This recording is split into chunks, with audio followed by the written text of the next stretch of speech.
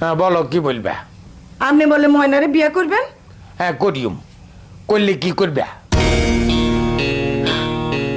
দুনিয়াতে এত মাইয়া থাকতে আনের ময়নার দিকে কিল্লা চোখ হইল।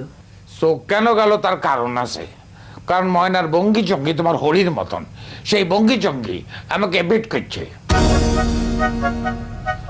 আব্বা, এটা একটা কথা কইলেন নি আন্নে?